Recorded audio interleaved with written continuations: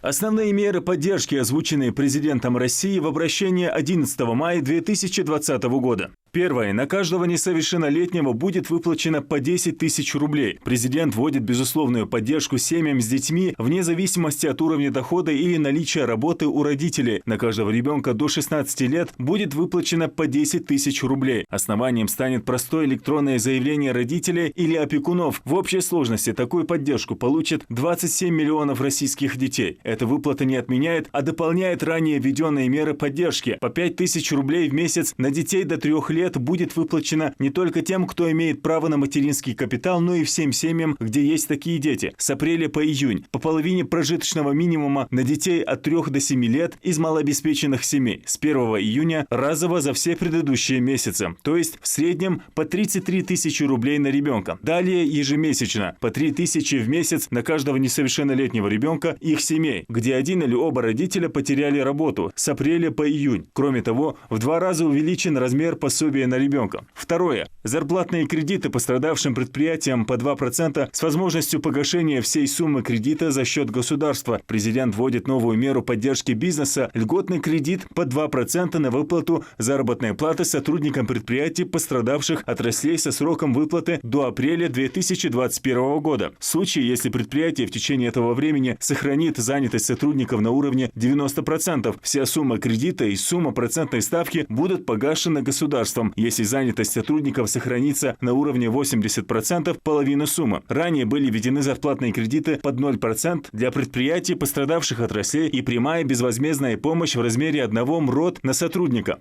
Третье. Основные налоговые выплаты и страховые взносы за второй квартал 2020 года будут отменены. Новой мерой поддержки малого и среднего бизнеса, а также социально ориентированных НКО станет объявленная президентом отмена налоговых выплат, за исключением НДС и страховых взносов за апрель, май и июнь 2020 года для предприятий, пострадавших отраслей и социально ориентированных НКО. Эта мера усилит введенную ранее отсрочку по выплатам. Мера затронет около 1,5 миллиона предприятий. Четвертое. Самозанятые граждане получат обратно выплаченные ими в 2019 году налоги. Граждане России, которые официально получили статус самозанятых и выплачивали налог на профессиональный доход, по решению президента получат выплаченные в 2019 году деньги обратно. Кроме того, самозанятые граждане получат налоговый капитал в размере 1 МРОТ.